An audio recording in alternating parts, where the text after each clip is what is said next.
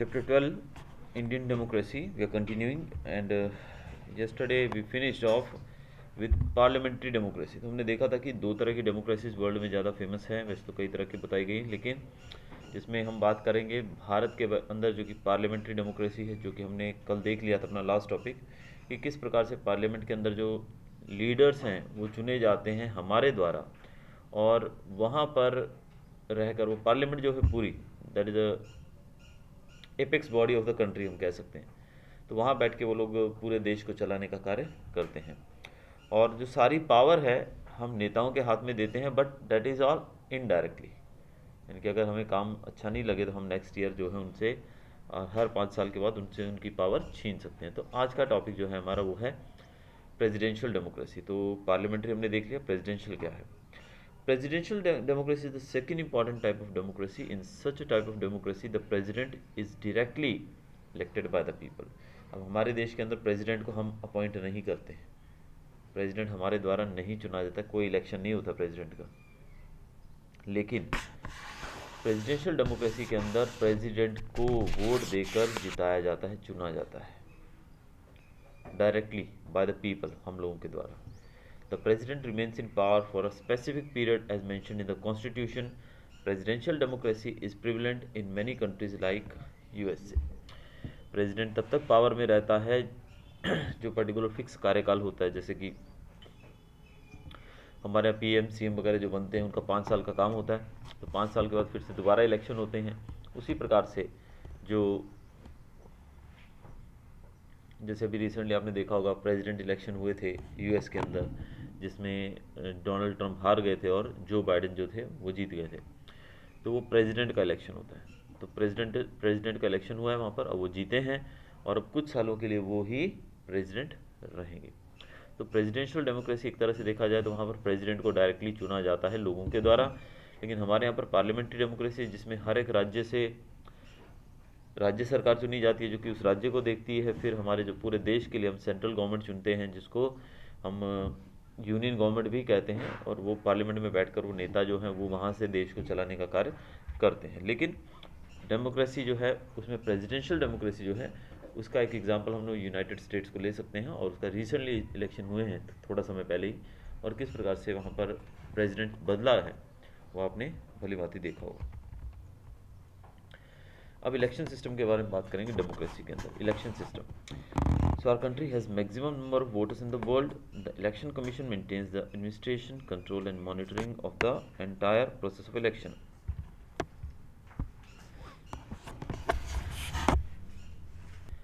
It is essential for any democracy that its election commission is independent, impartial and autonomous. It is mandatory to maintain the autonomy of the election commission. In the constitution there is special provision for the terms and conditions of appointing the election commissioner, their criteria for service or their removal or suspension from their service.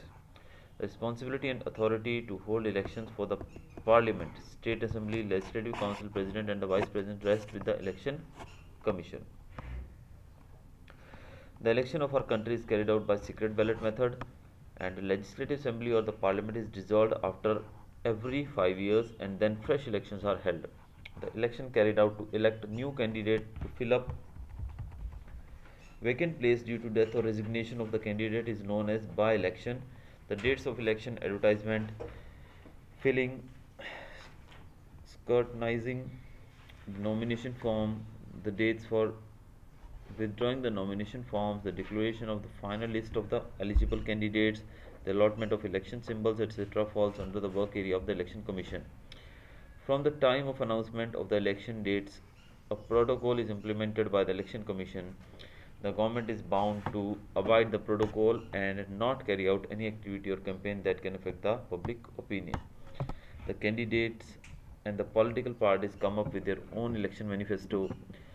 The election manifesto reflects the proposed plans and works of the party in terms of economic, defense, foreign policy and various problems. अब हम बात करते हैं election system जो है democracy के अंदर। तो भारत के अंदर दुनिया के अंदर सबसे ज़्यादा वोटर्स हैं। भारत दुनिया का 7वां सबसे बड़ा कंट्री और सेकंड मोस्ट पॉपुलेटेड कंट्री है। तो इस कारण भारत के अंदर दुनिया में सबसे ज़्यादा वोटर्स पाए जाते हैं, और इलेक्शन कमीशन, जैसे कि आप देख रहे हो कि सारा जो हमारे देश के अंदर सारा दारोमदार जो है वो इलेक्शन के ऊपर टिका हुआ है। अगर इलेक्शन ठीक से नहीं हुआ तो फिर आप कैसे कह सकते हैं कि जिस पार्टी को आपने वोट दिया था वो हारी या जीती, वो सही तरीके से सब कुछ हुआ है, इम्पार्शियल तरीके से हुआ है। अगर इलेक्शन में ही गड़बड़ होने लगेगी तो फिर हमारे पास ये डेमोक्रेसी का कोई मतलब नहीं रहेगा। अब जैसे कि बहुत सारे किस्सों में हमने देखा है कि जैसे एग्जांपल हम लें कि एक कक्षा के अंदर, क्लास के अंदर हमको एक मॉनिटर सिलेक्ट करना है। ठीक है, मॉनिटर सिलेक्ट करने के लिए 3 लोग खड़े हुए हैं मॉनिटरशिप की इलेक्शन के अंदर। अब क्लास के अंदर 50 बच्चे हैं, वो सब वोट डालेंगे। ठीक है, लेकिन यहाँ पर वोट डालने की बात नहीं की गई है। अब शिक्षक ने क्या ट्राई किया, शिक्षक ने कहा कि हम लोग सभी बच्चों की 20-20 पर्चियाँ निकाल देते हैं, या फिर हम कुछ पर्टिकुलर पर्चियाँ रख देते हैं, जिसका नाम आएगा ज़्यादा बार उसको हम इलेक्शन में मॉनिटर के तौर पे सिलेक्ट कर देंगे। अब अगर सब पर्चियों पर एक ही बंदे का नाम लिखा हो तो ये तो चीटिंग हुई टोटल। फिर ऐसे इलेक्शन का कोई मतलब हुआ? फिर तो आप बोलो कि सीधा भी जिसको बनाना है उसको बना देना चाहिए। हाँ, सबके ऊपर बराबर सबका नाम लिखा हो तो हम बोल सकते हैं कि सबका चांस इक्वल है। मैंने 3 पर्चियाँ डाली या जितनी भी पर्चियाँ उसके अंदर डाली और सबके ऊपर एक ही नाम लिखा हुआ है, तो फिर तो आप बोले कोई भी निकालो, नाम तो एक ही व्यक्ति का आने वाला है, तो इट्स ऑल चीटिंग। ठीक है, तो उसका कोई मीनिंग ही नहीं है फिर तो उसी प्रकार जब इलेक्शन ढंग से नहीं होगा तो फिर डेमोक्रेसी का भी कोई मतलब नहीं है। अगर आप वोट डालते हो और उस वोट को सही तरीके से नहीं गिना जाए मतलब कि उसको अगर प्रॉपरली हैंडल आउट नहीं किया जाए, यानी कि आप बहुत सारे लोग, जैसे भी रिसेंटली सुनने में ये आता है कि जो वोटिंग मशीन्स होती हैं, वोटिंग मशीन के अंदर भी सेटिंग हो जाती है कि आप कोई भी पार्टी का बटन दबाओ, लेकिन वोट सिर्फ एक ही पार्टी को जाएगा। तो अगर ये बातें सच हैं तो फिर हम पागल हैं जो हम वोट डालने जाते हैं। तो फिर तो भाई जिस पार्टी को बनानी है सरकार बना लो, फिर हमें क्यों बेवकूफ़ बनाते हैं लोग। बहुत सारे लोग अपना काम धंधा छोड़कर भी जाते हैं। सुबह सुबह बहुत सारे लोगों को, अपने बुज़ुर्गों को गाड़ी में लेके जाते हैं वोट डलवाने के लिए। बहुत सारे बीमार लोग होते हैं, उनको भी बड़ी मुश्किल से कुछ लोग लेके जाते हैं ताकि वोट डाल सकें। वो क्यों? ताकि वो अपने मत का, अपने वोट का प्रॉपर इस्तेमाल कर सकें। लेकिन अगर पहले से ही सब कुछ फिक्स है तो फिर क्यों हम लोग ऐसा करते हैं? जैसे कि WWE देखते हो आप लोग, रेसलिंग देखते हो ना। जब हम छोटे थे तो हमें लगता था यार ये बहुत अच्छा होता है, रियल होता है, एक दूसरे को रियल में मारते हैं। हम छोटे थे जब ऐसा होता था तो हम लोग रोज़ देखते थे। जब भी आना मतलब ऐसे सब काम धंधे छोड़ के बैठ जाना WWE के सामने। उस टाइम WWF होता था, ई नहीं होता था। सब छोड़ के बैठ जाना, तो बहुत इंटरेस्ट आता था। अरे आज अंडरटेकर ने केन को मारा, आज वो मुर्दों से ज़िंदा हो गया अंडरटेकर। तो इस तरह के मतलब अच्छा लगता था देखने में। And craze was this much कि हम लोग रात को अगर कभी समर स्लैम या कुछ आता था ऐसा एक्टिविटीज़, ऐसे चैम्पियनशिप, तो पूरी रात चलेगा। तो हम रात को रिपीट टेलीकास्ट ये वो कभी छोड़ते ही नहीं थे। पुराना मैच आ रहा हो कुछ भी छोड़ते नहीं थे। लेकिन जैसे ही थोड़ा बीच में पता लगा ये तो सिर्फ एक पिक्चर है, जैसे पिक्चर में जो गोली मारते हैं तो सही में तो नहीं मारते ना, वो हीरो तो दूसरी पिक्चर में भी हमें दिखता है। ठीक है ना, वो एक नाटक होता है। तो जब पता लगा कि WWE वाले भी टोटल नाटक करते हैं तो हमारा जो इंटरेस्ट है उसमें से धीरे धीरे कम हो गया। अभी हम लोग देखते ही बहुत कम है। हाँ, देखते भी हैं अगर कभी तो सिर्फ फॉर एंटरटेनमेंट। लेकिन पहले हमें लगता था कि ये सच में मारते हैं। तो उसी प्रकार जब हमें ये सच्चाई पता लग जाए कि इलेक्शन में सब कुछ गड़बड़ी हो रही है तो फिर इलेक्शन का जो महत्व है वो रहेगा हमारे लिए? नहीं रहेगा। तो इसीलिए इलेक्शन कमीशन को अपॉइंट किया जाता है। आपने सुना होगा नाम, election commission of India. Election commission ऐसी बॉडी है जो कि इलेक्शन को बिना किसी भेदभाव के, यानी कि एक सिस्टमेटिक तरीके से करवाने की जिम्मेदारी उसको दी जाती है कि हर एक व्यक्ति को उसके वोट डालने का जो अधिकार है उसका वो सही तरीके से इस्तेमाल कर सके, यानी कि कोई भी गड़बड़ ना हो सके। तो ये सब कोशिश की जाती है इलेक्शन कमीशन के द्वारा, और ये तय किया जाता है, ये क्लियर किया जाता है कि भी कोई किसी भी तरह की गड़बड़ी ना हो। ये ड्यूटी होती है इलेक्शन कमीशन की। तो इलेक्शन कमीशन को जो सिलेक्ट किया जाता है वो भी एक ऐसा प्रोसेस रहता है जिसमें वो किसी के नीचे नहीं है। जैसे हमने जुडिशरी देखा था ना, जुडिशरी इंडिपेंडेंट रखी गई है, उसी प्रकार से इलेक्शन कमीशन को भी इंडिपेंडेंट रखा गया। अगर इलेक्शन कमीशन को मैंने सिलेक्ट किया हो, अगर इलेक्शन कमीशन मेरे अंडर में आता हो तो इलेक्शन कमीशन ऑब्वियसली मुझे फ़ायदा देगा। मैंने अगर अपॉइंट किया है, अब मुझे अगर कोई बोले कि भी आपको इलेक्शन कमीशन की पूरी बॉडी अपॉइंट करनी है, ठीक है, तो मैं तुम में से 10 लोगों को अपॉइंट कर दूँ, और तुमको अपॉइंट मैंने किया है तो तुम मेरे लिए काम करोगे कि नहीं? ऑब्वियसली करना ही पड़ेगा, एहसान हो जाता है हमारे ऊपर कि नहीं होता है। इसी कारण से हमारे इलेक्शन कमीशन को भी जुडिशरी की तरह इंडिपेंडेंट रखा गया ताकि इम्पार्शियल तरीके से वो काम कर सके। अभी प्रोसेस होता कैसे सारा, जो इलेक्शंस होते हैं हमारे सारे, भले कोई भी इलेक्शन है, उसमें इलेक्शन कमीशन जो है वो कुछ गाइडलाइंस तय करता है, उसको फॉलो करके सारी पार्टियां अपना अपना प्रचार करती हैं। आपको पता है इलेक्शन के अलग अलग पार्ट्स होते हैं, जैसे कि सबसे पहले इलेक्शन की डेट जाहिर होती है, 20 तारीख को इलेक्शन है। फिर हर एक पार्टी के या जो भी बंदा तुम में से इलेक्शन लड़ना चाहता है, कोई आम आदमी भी लड़ना चाहता है, कोई पार्टी से रिलेटेड बंदा लड़ना चाहता है, वो फिर अपना नॉमिनेशन फॉर्म भरता है, जिसको हिंदी में नामांकन पत्र कहते हैं। वो भर के पूरी जानकारी डिटेल देकर इलेक्शन कमीशन में सबमिट करता है। बहुत सारे प्रोसेस, उसमें अपनी प्रॉपर्टी की जानकारी देनी पड़ती है, तो इलेक्शन कमीशन उसको पूरा रीड आउट करता है, उसके ऊपर चेकिंग करता है कि बराबर तो दी है इसने इन्फॉर्मेशन, झूठी तो नहीं दी। उसके बाद उस इलेक्शन कमीशन उसके फॉर्म को एक्सेप्ट कर लेता है। फिर प्रचार का काम शुरू होता है कि प्रचार, आपने देखा नेता लोग क्या करते हैं, रैलीज करते हैं, रोड शोज करते हैं, भाषण देते हैं। अभी भी जैसे प्रेजेंटली चल ही रहा है गुजरात के अंदर भी, तो ये होता है चुनाव प्रचार।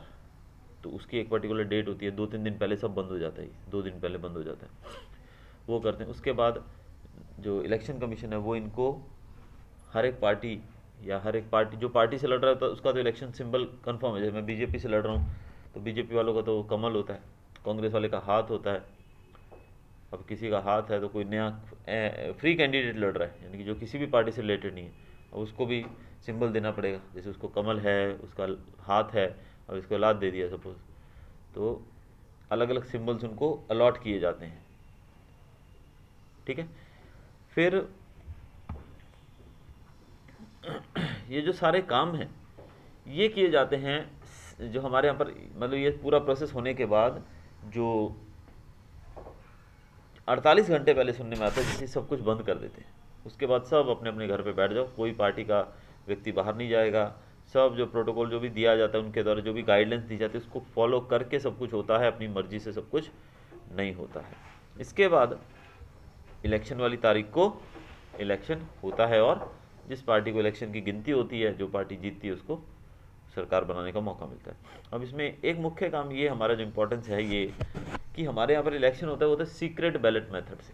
सीक्रेट बैलेट मेथड का मतलब आपने किसको वोट दिया किसी को नहीं पता होता है, सीक्रेट होता नहीं। अगर आप बताओगे किसी को बात अलग है, लेकिन वैसे तो किसी को पता नहीं होता। अदरवाइज क्या हो सकता है, देखो अब भाई मैं लड़ रहा हूँ इलेक्शन और तुम सब ने मुझे वोट दिया, इन लोगों ने मुझे वोट नहीं दिया।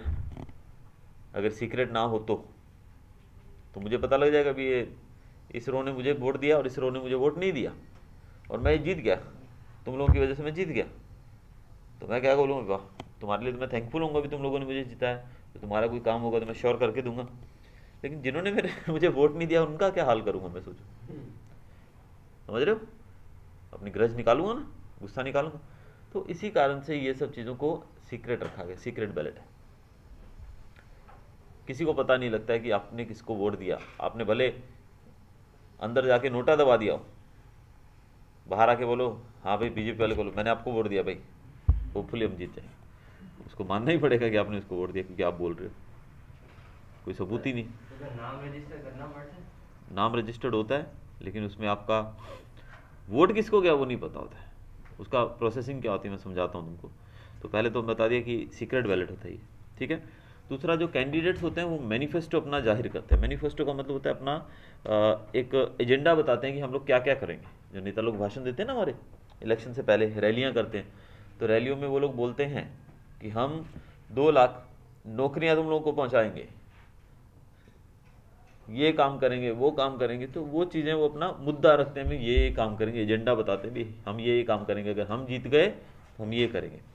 अब जिसका मुद्दा ज़्यादा कारगर होगा लोग उधर अट्रैक्ट होंगे, ठीक है ना। तो कोई बोलेगा मैं पार्ले जी बिस्कुट दूंगा, कोई बोलेगा मैं भी ब्रिटानिया टाइगर दूंगा, ठीक है। मैंने जाके बोला मैं तो तुमको भाई ओरियो दूंगा, तो भाई तुमको ओरियो अच्छा लगता है तो मुझे वोट दे देना, ठीक है। अब किसी को पार्ले जी लगता है पार्ले वाले को दे देना, समझे। तो ये एग्जांपल जस्ट दे रहा हूँ कि भाई ऐसा होता है, भाई जिसका एजेंडा आपको अच्छा लगे, जिसकी प्लान आपको लगे कि भाई ये प्लान जो ये बंदा बोल रहा है ये हमको फ़ायदा पहुँचाएगा, उसको वोट दे दो। तो बाद में वो देगा नहीं तो वो तो उसकी मर्जी, वो तो देते ही कहाँ है बेटा, ये देते ही नहीं है ना बेटा, ये और ये थोड़ी देते हैं हमको, ये तो मीठी गोली देते हैं हमको, इलेक्शन से पहले भी और बाद में भी। इलेक्शन कमीशन कितने टाइम के लिए चुना है? ये सब चीज़ें जो है जैसे ये बॉडीज़ हैं, इनको हटाने सबसे पहले जब इलेक्शन रूम में आप जाते हो, ठीक है, तो वहाँ जाकर कुछ बैठे होते हैं लोग जिसमें आप अपना नाम बताते हो, इलेक्शन आपका जिस वार्ड में आप रहते हो, जिस वार्ड में आपका इलेक्शन कार्ड बना होता है उसी वार्ड में आप वोट दे सकते हो। आप पूरे देश में कहीं भी जाके, पूरे सिटी में कहीं जाके वोट नहीं दे सकते हो। अगर आपका वार्ड 4 भी आता है, वहाँ का इलेक्शन कार्ड है, तो आप वहीं वोट दे सकते हो। तो आपको वहाँ जहाँ भी सेंटर बना होता है ना, इलेक्शन सेंटर, वहाँ जाओगे, उस रूम में आप एंटर होगे, एक एक बंदा एंटर होता है, बाहर पुलिस वाले होते हैं, पूरा सिक्योरिटी होती है। आप जो अंदर जाओगे तो अंदर एक व्यक्ति फाइल लेके बैठा होगा जिसमें लिस्ट होगी, नाम होंगे, आप अपना नाम बताओगे, वो आपका नाम चेक करेगा, आपका वोटिंग कार्ड भी दिखाओगे आप वहाँ पे, ठीक है। उसके बाद वो जो इलेक्शन लिस्ट में आपका नाम होगा वहाँ पे टिक कर देगा, और फिर आपको बोलेगा, यहाँ पे इंक लगाएगा हाथ पे, देखा ना, इलेक्शन के बाद लोग ऐसे करके फ़ोटो डालते हैं, फेसबुक पे स्टेटस डालते हैं ऐसे करके, तो यहाँ पे एक निशान लगा होता है ब्लैक कलर का। तो वो लगाने के बाद फिर आप वहाँ पे एक छोटा सा ना कैबिन बना होता है अलग से, उस कैबिन के अंदर आजकल मशीनें पड़ी होती हैं, पहले वहाँ पे पर्चे पड़े होते थे, पेपर्स, जिसके ऊपर सारे इलेक्शन सिंबल्स होते थे। सपोज भी उस सीट, उस जगह पर, उस वार्ड से 6 लोग इलेक्शन लड़ रहे हैं, 6 पार्टी के लोग अलग अलग, उसमें 2 इंडिपेंडेंट हैं, 4 पार्टी वाले, तो वहाँ पे ठप्पा पड़ा होता था, स्टाम्प बोलते हैं इसको, स्टैम्प। तो वहाँ जाकर आप एक पर्चा उठाओ, उसमें से जिसको आपको वोट देना है उसके ऊपर वो स्टैम्प लगा दो, उस सिंबल के ऊपर, फिर उसको पर्चे को फोल्ड करके आप उस बॉक्स के अंदर डाल दो। तो फिर कितना टाइम लगता होगा? क्या टाइम लगता है? तो आपने गए, एक पर्ची उठाई, वो तो आप डिसाइड करके जाते हो ना पहले किसको वोट देना है, फिर आपको सिंबल पता है, अपनी वो पर्ची उठाई, वो ठप्पा उठाया, मारा ठप्पा, फोल्ड करके उसमें डाल दिया। It will take hardly 15 seconds, क्योंकि हम लोग तो सारा माइंड सेट करके जाते हैं ना बेटा, वहाँ जाके थोड़ी सोचते हैं किसको वोट दें। जो लोग गिनने वाले होंगे उनका क्या होएगा? इस तरीके से किया जाता था पहले। फिर वो बॉक्स जो होता था, उस बॉक्स को सिक्योरिटी के साथ, जैसे इलेक्शन का टाइम पूरा होता है, फिर उसको सिक्योरिटी के साथ पहुंचाया जाता है मतगणना केंद्र जहां पर काउंटिंग होती है, फिर उसको खोला जाता है, फिर उसका मैन्युअली काउंटिंग होता है। तो ये सिस्टम जो था, इसमें समय लगता था काफ़ी, इसीलिए अभी मशीन सिस्टम आई जिसको ईवीएम कहते हैं, इलेक्ट्रॉनिक वोटिंग मशीन। सुना है नाम ना आपने, ईवीएम बोलते हैं, इलेक्ट्रॉनिक वोटिंग मशीन। इसमें क्या होता है, अभी आप वहीं जाओगे तो पहले आपको नाम देखेंगे, टिक करेंगे, फिर आपकी उंगली पे वो लगाएंगे, इंक लगाएंगे, और आपको बोलेंगे, या फिर पहले वोट डाल के फिर बोलेंगे अब इंक लगा दो। इंक लगाने का मतलब ये होता है कि आप वोट डाल चुके हो, और वो इंक जो होती है वो पक्की इंक होती है, वो 15-20 दिन, महीना नहीं निकलती आपके हाथ से, तो इसलिए आप दोबारा वोट नहीं डाल सकते। तो आजकल ईवीएम होता है, तो आप एक कैबिन में जाओगे, वहाँ पे उसी रूम के अंदर कैबिन होता है, उस कैबिन में जाओगे, वहाँ पे मशीन लगी होगी, मशीन के ऊपर कमल, हाथ, मुक्का, लात, सब सिंबल्स होते हैं जो भी कैंडिडेट्स हैं। बस आपको जिसको देना वो बटन दबा दो, बस हो गया, जाओ। अभी क्या करना है, सिर्फ बटन दबाना है। तो बटन दबाने के बाद कैलकुलेशन इजी हो गया, कंप्यूटर में कैलकुलेशन इजी हो गया, तो उसमें आपको रिजल्ट जल्दी मिल जाता है, ठीक है। तो ये होता है वोटिंग का तरीका आजकल, ठीक है। कुछ पूछना है किसी को? हाँ, next is secret ballot in democracy. In our country, elections are conducted in a complete, independent and secret manner. Indian parliamentary elections are considered to be the largest election process in the world. Various political parties, organizations and independent candidates contest the elections. Each of them present their works, ideas and future plans to the voters. It is expected that the voters vote without any benefit, greed or fear. Secret ballot is given utmost importance in a democracy. A voter has a right to maintain the secrecy of his vote. No one can ask a voter regarding his vote. No one can ask. कोई आपको पूछ नहीं सकता भी किसको vote दिया। The amazing process of election maintains the secrecy of each voter's vote. The election commission facilitates the voting of all persons involved with the election process as well as the army personnel too.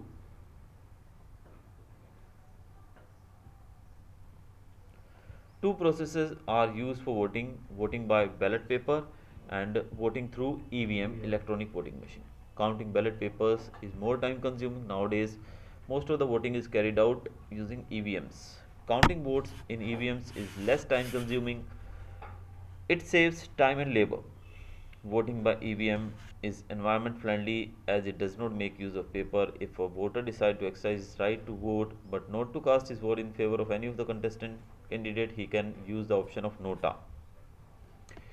तो secret ballot की यहाँ पर importance बताई गई है democracy के अंदर। तो जैसा कि भारत एक लार्जेस्ट डेमोक्रेसी है, तो इलेक्शन प्रोसेस जो है वो बहुत इंपॉर्टेंट है हमारे लिए, और भारत में जो सबसे बड़ा इलेक्शन प्रोसेस है पूरी दुनिया में वो भारत में ही हमें देखने को मिलता है।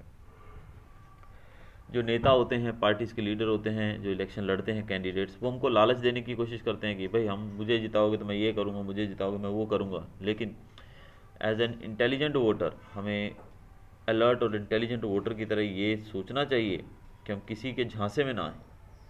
भी कोई हमें बिस्किट दिखाएगा तो हम उधर दो मिला के नहीं जाएं। हमें क्या करना है, हमें उसको चुनना है जो रियल में लायक है। ठीक है, करेंगे तो कुछ भी नहीं बाद में, लेकिन हमें फिर भी अपनी बुद्धि का इस्तेमाल करके उन लोगों को चुनना है जो हमारे देश को आगे बढ़ाने में काम कर सकें, जो एलिजिबल कैंडिडेट हैं कुल मिला के। तो और सीक्रेट बैलेट में आपके वोट को सीक्रेट रखा जाता है, कोई आपसे आपके वोट के बारे में नहीं पूछ सकता है। इलेक्शन दो तरीके से होता था। पहला हम लोग देखते हैं कि सीक्रेट बैलेट के मेथड से, जिसमें पेपर के ऊपर ठप्पा लगा के जैसे मैंने बताया डाला जाता है। दूसरा होता है इलेक्ट्रॉनिक वोटिंग मशीन के द्वारा, और दोनों ही प्रोसेस हैं जिसमें से ईवीएम जो है वो कारगर है ज़्यादा, क्योंकि इसमें वोटिंग जो है उसका काउंटिंग जल्दी हो जाता है, तुरंत काउंटिंग हो जाता है सारा वोट, क्योंकि ऑटोमेटिक है सब। और इसमें पेपर का यूज़ नहीं होता है, इसमें सिर्फ आपको बटन दबाना है। जबकि बैलेट पेपर जो होता था उसके अंदर पेपर के ऊपर, आपको पता है, पेपर के ऊपर मोहर लगानी पड़ती थी, तो पेपर वेस्ट होता था बहुत। तो इस तरीके से आप मतलब आजकल की बात करें तो इलेक्ट्रॉनिक वोटिंग मशीन ज़्यादा कारगर हो गई है। अब अगर कोई वोटर चाहे कि उसको अपना वोट नहीं देना है तो उसका भी सुविधा दी गई है, सरकार ने भी दी है।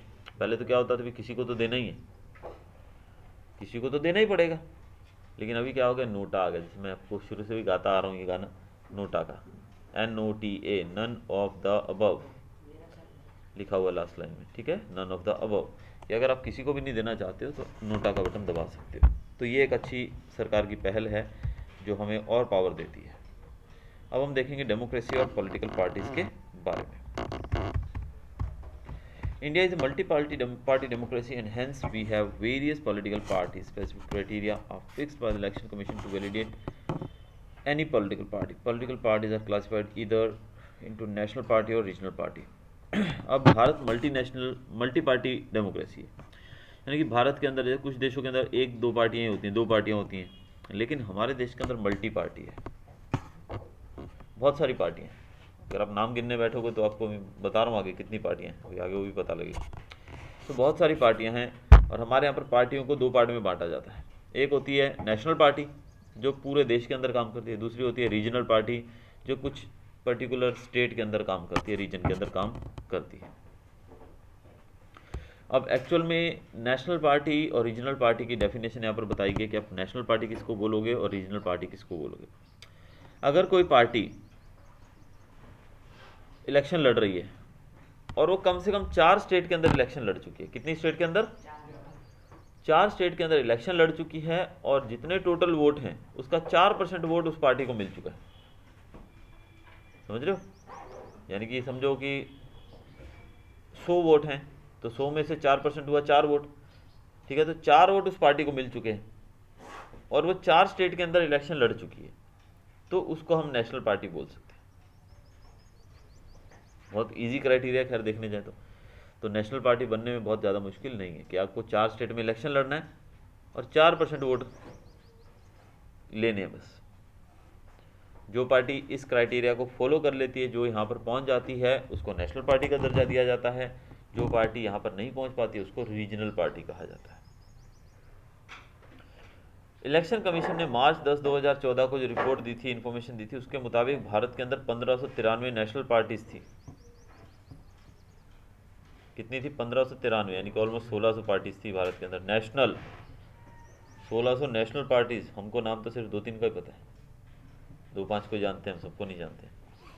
Last year 239 parties were added. पिछले साल जब ये बुक छपी है उससे पिछले साल की बात की जा रही है, 2013। ठीक है। जब ये बुक छपी है उससे पिछले साल 239 पार्टी, समझो कि 250 के करीब पार्टीज तो और जुड़ी हैं।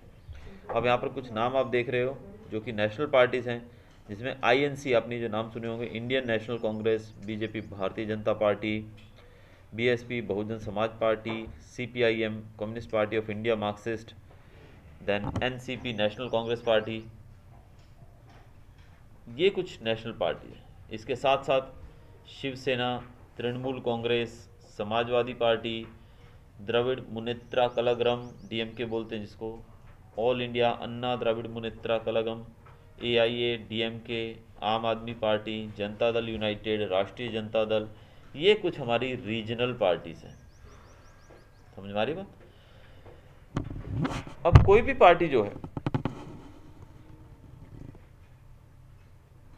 अपनी रीजनल पार्टी का जो दर्जा है वो छोड़कर नेशनल पार्टी बन सकती है। जैसे कि अब आम आदमी पार्टी को ले लो, आम आदमी पार्टी ने पहले दिल्ली पे कब्जा किया, अब वो धीरे धीरे पंजाब में भी लड़ रही है, अभी गुजरात में भी लड़ेगी, तो धीरे धीरे वो दूसरी स्टेट्स में अपना पांव पसारने की कोशिश कर रही है। तो जैसे ही वो 4 स्टेट में पहुंचती है वो नेशनल पार्टी बन जाएगी। The party which forms the opposition is called the opposition party. अब एक पार्टी वो होती है जो सरकार बनाती है, जिसको हम रूलिंग पार्टी बोलते हैं, और जो लोग अपोजिशन वाले होते हैं, जीतते हैं लेकिन वो सरकार नहीं बनाते, उनको हम अपोजिशन पार्टी कहते हैं। अपोजिशन पार्टी का क्या रोल होता है? अभी आप देखो कि आपने कहने की बात ये है कि जैसे 2 टीम होती है खेलने वाली, एक टीम जीतती है, एक हारती है। हारने वाले को कोई फायदा नहीं होता है, जीतने वाले को फायदा ही फायदा होता है, ठीक है। लेकिन इलेक्शन के अंदर जो पॉलिटिकल पार्टीज हैं, एक रूलिंग पार्टी और एक अपोजिशन पार्टी, सपोज आप सब पार्लियामेंट के मेंबर हो, इस पार्टी को वोट ज़्यादा मिले हैं तो सरकार आपने बना दी, कल भी मैंने ये एग्जांपल दिया था, आपने सरकार बना दी। लेकिन ये लोग मिलकर अपोजिशन पार्टी बनाएंगे। क्या बनाएंगे? अपोजिशन पार्टी, यानी कि आप लोग कहलाएंगे अपोजिशन, आप ruling party, this is the opposition party. जिस पार्टी के नेता यहाँ पर सबसे ज़्यादा होंगे, हारी हुई पार्टी भले लेकिन जीते हुए, पार्टी हारी हुई है आपकी, आपको मेजोरिटी नहीं मिली है, लेकिन आप सब MP चुने गए हो, मेंबर ऑफ पार्लियामेंट चुने गए हो। अब जिस पार्टी के ज़्यादा MPs चुने जाएंगे उसको अपोजिशन पार्टी का दर्जा दिया जाता है। अब इसका काम क्या है? अब आपको पता है कि सरकार काम कर रही है ना सरकार। अब तुम लोगों ने काम किया, तुम क्या ये जो पार्टी रूलिंग पार्टी होती है, क्या कोई बोलेगी कि मैंने कुछ नहीं किया 5 साल में? क्या कोई बोलेगा कोई कि मैंने कुछ नहीं किया? भले वो कितना भी सत्यवादी क्यों ना हो, वो ये नहीं बोलेगा कि मैंने कुछ नहीं किया, क्योंकि अगर उसने बोला कि मैंने कुछ नहीं किया तो उसकी सरकार गई, अगले साल वोट ही नहीं मिलेंगे उसको। लोग बोलेंगे जब भी खुद ही बोल रहा है कि इसने कुछ नहीं किया तो हम वोट क्या दें इसको? तो क्या रूलिंग पार्टी वाले कभी कहेंगे, कोई नेता ने बोला है कि हमने कुछ नहीं किया? तुम इतने सारे टीवी में देखते हो, कभी कोई नेता के मुँह से सुना है कि भाई हमने कुछ नहीं किया, भाई हमने तो लूटा देश को, ऐसा बोला किसी ने? नहीं बोलते वो। लेकिन वो जो काम कर रहे हैं वो जनता के हित में है कि नहीं, इसके बारे में प्रश्न करती है अपोजिशन पार्टी। पार्लियामेंट का जब सेशन चालू होता है ना, 3 सेशन होते हैं, विंटर सेशन, मॉनसून सेशन होता है ना, 3 सेशंस के बारे में बताया मैंने पहले। तो ये तीनों सेशंस जब होते हैं उस समय पार्लियामेंट के अंदर मीटिंग होती है। तो पार्लियामेंट में रूलिंग पार्टी के नेता भी आते हैं और अपोजिशन पार्टी के नेता भी आते हैं, और तब सवाल जवाब होता है। तब अपोजिशन पार्टी के लीडर्स जो होते हैं वो क्वेश्चन पूछते हैं, भाई आप तो कह रहे थे कि हमारी सरकार आने के बाद महंगाई तो ऐसे गायब हो जाएगी जैसे गधे के सर से सींग गायब हो जाते हैं, तो आपकी तो महंगाई बढ़ गई है। फिर सरकार उस पर अपना तर्क देगी, भाई हमने महंगाई क्यों बढ़ाई। भाई वो बोलेंगे कि भाई देखो इंटरनेशनल मार्केट में तेल महंगा हो गया, तो फिर यहाँ भी महंगा होगा ना, जब पीछे से महंगा मिलेगा हमको, क्योंकि हमारे देश के अंदर इतना तेल नहीं है कि हम पूरा पाड़ सकें यहाँ पे पूरे देश में, तो हमें क्या करना पड़ता है, इंपोर्ट करना पड़ता है दूसरे देशों से। अगर वो हमें महंगा बेचेंगे तो ऑब्वियसली यहाँ रेट बढ़ेगा। लेकिन अगर सरकार अपना टैक्स बढ़ा के महंगा कर रही है तो ये चीज़ हमें कौन बताएगा? Opposition party. अब जैसे टीवी के ऊपर आप देखते हो ना न्यूज़ चैनल्स, तो न्यूज़ चैनल वाले कभी नहीं सुनाएंगे। अभी आजकल तो जैसे हमने डिस्कस करें कि न्यूज़ चैनल भी कोई एकदम पार्शियल फिगर ही दिखाते हैं, वो कोई रियल पिक्चर हमारे सामने नहीं रखते, ठीक है। लेकिन पार्लियामेंट के अंदर जब बहस होगी तब हमें पता लग जाएगा भाई ये लोग क्या करेंगे, क्वेश्चन तैयार करके आते हैं इनको पकड़ने के लिए, अपोजिशन पार्टी वाले। अब आपने पूछा प्रधानमंत्री जी से, मैं प्रश्न करना चाहूँगा कि भाई आपकी सरकार आते ही आपने कहा था ऐसा हो जाएगा वैसा हो जाएगा, क्या हुआ है बताइए जरा। फिर वो जवाब देते हैं कि भाई हमने ये किया, और हम लोग बाहर बैठ के इसको सुनते हैं, तो हमें पता लगता है कि भाई ये बंदा सही बोल रहा है कि ये सही बोल रहा है। फिर हमें पता लगता है कि हम कौन हमको बेवकूफ़ बना रहा है, और अगर हमें लगे कि ये पार्टी हमको रियल में बेवकूफ़ बना रही है तो अगले इलेक्शन में हम वोट इसको नहीं देंगे। ठीक है, तो इस तरीके से हम देखें कि ऑपोजिशन पार्टी जो है वो पब्लिक ओपिनियन प्रॉपर जनरेट करने में बहुत ही ज़्यादा हेल्पफुल रहती है। अब आप लोगों ने क्या किया, आप लोगों ने मेरे को मेरा ओपिनियन बदलने पे मजबूर किया। कैसे? आपने क्वेश्चन पूछे ऐसे ऐसे कि जिसका जवाब सरकार के पास नहीं है। अब उसके ऊपर सरकार के जो नेता वो घबरा गए भी, क्या क्वेश्चन पूछ रहे हैं, हम क्या जवाब दें इसका। तो ऐसे में मैं यहाँ बैठा देख रहा हूँ, पब्लिक देख रही है और सरकार की पोल खुल जाएगी। तो इस तरह से पब्लिक ओपिनियन जनरेट हो रहा है। तो हम कह सकते हैं कि डेमोक्रेसी जो है वो एक चैरियट की तरह, एक रथ की तरह है। रथ होता है तो रूलिंग पार्टी और अपोजिशन पार्टी ये दोनों रथ के दो पहिए हैं। रथ के दो ही पहिए होते हैं, आगे घोड़ा रहता है जो उसको खींचता है। तो रथ के दो पहिए रहते हैं और वो दोनों पहिए अपोजिशन पार्टी और रूलिंग पार्टी, अगर वो दोनों साथ में काम करेंगी, यानी कि साथ में चल रही हैं, वो उसके काम को करेक्ट करेगा, तभी रथ जो है वो तेज़ी से आगे बढ़ेगा, वरना नहीं हो पाएगा। तो ये था हमारा चैप्टर। Thank you.